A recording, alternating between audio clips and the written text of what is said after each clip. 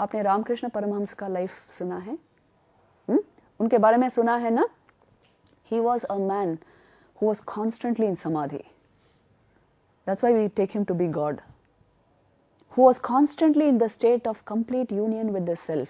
In fact, we have 3 photos of Shri Ramkrishna. All 3 photos have him in samadhi. Yeah, this was his perpetual state of mind. One day, amongst the people who used to visit him, there was one doctor called Dr. Mahendra Lal Sarkar. He wanted to test this samadhi. What is the proof? How can a man go into such a state and again come out of it?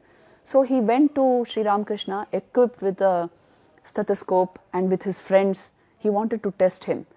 So while talking about God, Shri Ramkrishna went into samadhi, and then this doctor went, caught hold of his hand and felt his pulse.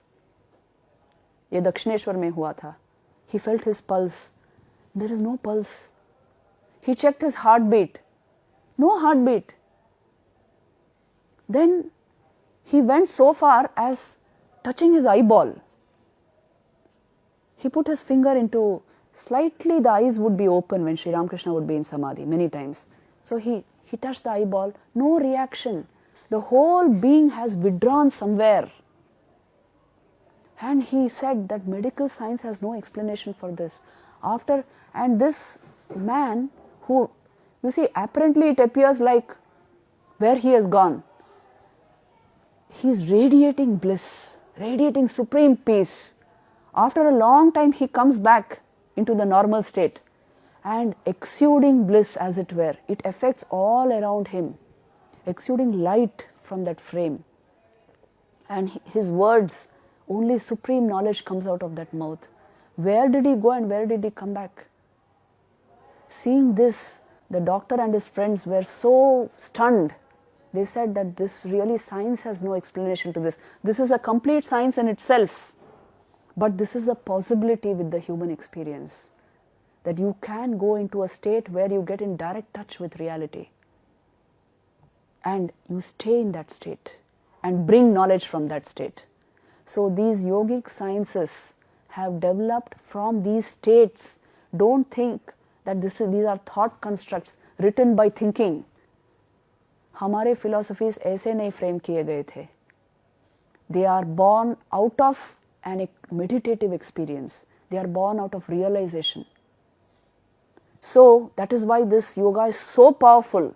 If you follow the technique, you will get the goal. As much as you will follow, that much you will get. It is like that. Once, Vivekananda also pined for this realization of samadhi. And when he was a young man, like any of you, he would go to Shri Ramkrishna at Dakshineshwar.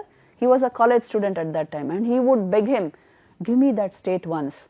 So once actually in Kashipur, when he was in Kasipur garden house, he attained that state.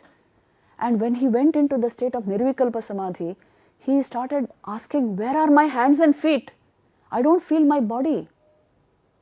Full consciousness is there, but no awareness of the external instrument. The mind has withdrawn completely from there. Later on, while describing it to one of his disciples, Sharat Chandra, he would say, this dual mode of thinking, I am Brahman or I want to realize Brahman, that itself vanishes. Only Brahman reigns. Pure consciousness reigns in that state. Everything else, this diversity, multiplicity of this world, becomes like one homogeneous mass, an appearance in that consciousness. So the actual experience of Yoga Vedanta has happened in many lives. And so this is no theory. It is a method of going into the heart of reality, the reality about the human being itself.